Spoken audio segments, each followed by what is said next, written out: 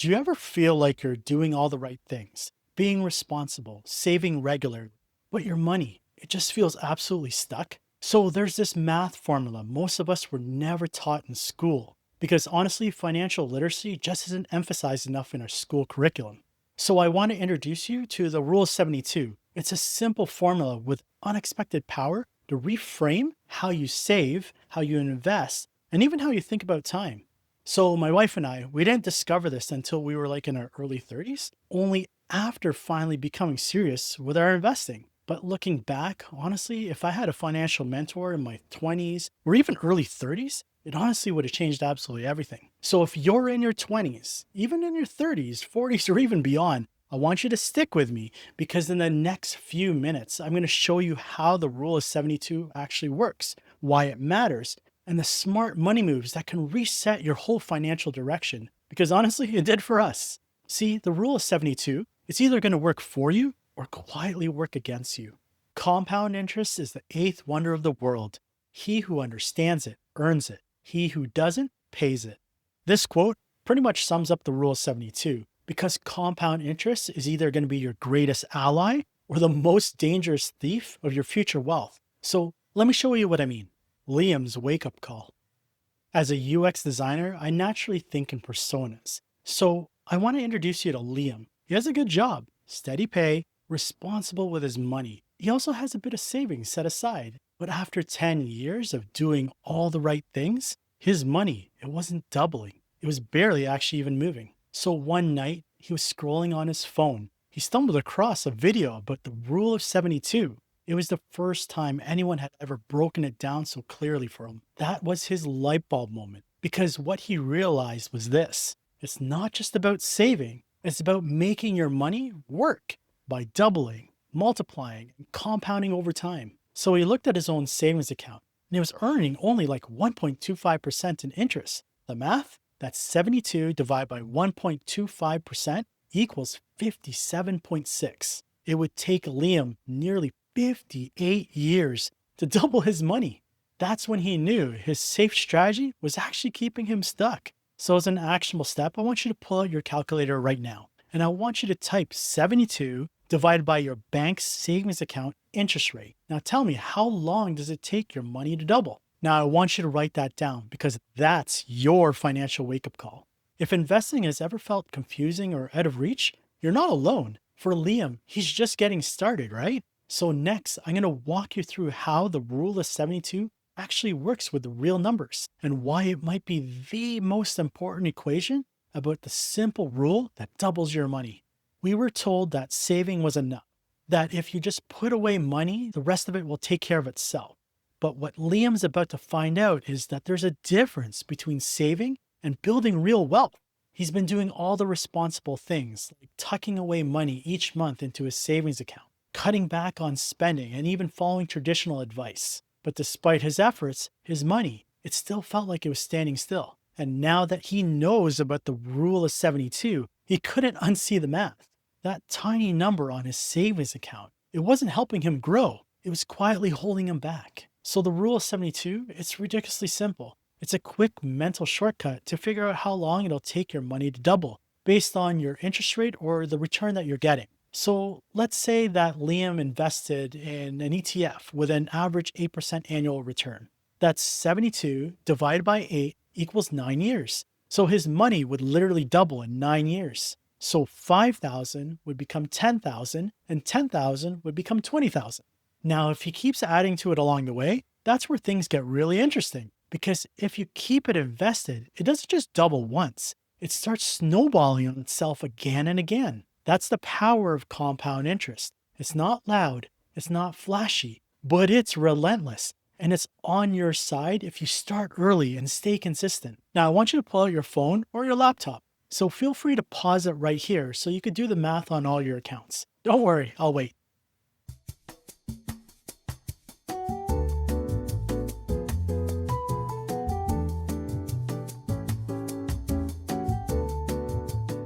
Look at your savings rate. Now think about where your money's actually sitting. If it's in a high interest savings account earning 4%, you're doubling like every 18 years. I guess that's better than nothing, but it's far from life changing, right? Now, I want you to run those numbers at 6, 8, or even 10%. That's something that a low cost index fund or a dividend ETF could historically return over time. So, this isn't financial advice, it's literally a mental reframe.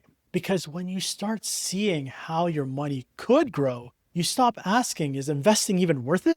And you start asking, how do I get started? Because once you start to realize your savings account isn't going to get you there, you start looking for better ways to make your money move. So, next, we're going to talk about the hidden costs of safe saving and why playing it safe might actually be the riskiest thing of all. But you know what is safe and low risk? Subscribing, hitting that like button. It's totally free, it takes less than a second, and it honestly helps this channel reach more people who are trying to get unstuck and build real wealth just like you. So to thank you, here's a picture of a Canadian beaver with his stick, because just like compound interest, it knows the value of building piece by piece for the long term. Thanks so much for being here. Now let's get back to it. The hidden cost of safe saving. Most people think that they're playing it safe, but in reality, they're slowly falling behind. See, Liam thought that his money was safe in his basic savings account. No risk, no drama, just steady saving. But here's the problem. His savings account was only earning him like 0.8%.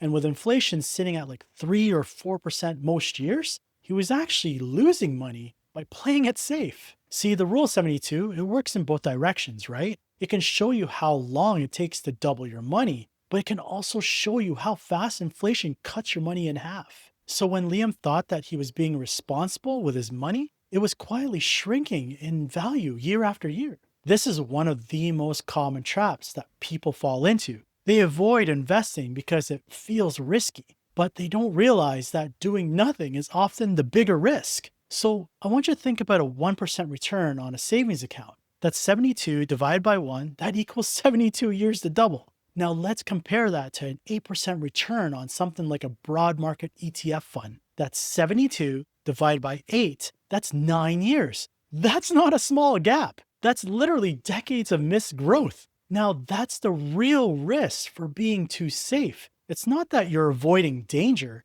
you're just not growing fast enough to outrun it. So as an actionable step, I want you to ask yourself, you need to be brutally honest with yourself on this. Where's your money parked right now? And is it honestly beating inflation? If it's not, it's time to stop playing defense and start learning how to go on the offense. And now that Liam knows that he can't save his way to wealth, he has a choice to make. Keep playing defense or finally start playing offense by understanding the one force that helps your money grow even while you sleep. And that's when he discovered the quiet power of compound interest.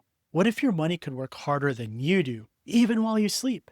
See, Liam didn't have a six-figure salary, nor did he have any sort of hot stock pick or even a rental empire. But what he did have was time and consistency. Once he started investing regularly into a broad market index fund, he saw something really interesting. Not right away, but over time and over the next few years, his account, it didn't just grow, it started to compound. See, each dollar earned its own dollar, and those dollars earned more dollars. That's the power of compound interest. It's not about timing the market, it's about time in the market. Because the longer Liam stayed invested, the faster things started to snowball. So let's break it down using real numbers. Say Liam has $5,000 earning 10% annually. The rule of 72 tells us 72 divided by 10 equals 7.2 years to double. So in 7.2 years, that $5,000 becomes $10,000. In 14.4 years, it becomes $20,000. In 21.6 years, it becomes $40,000.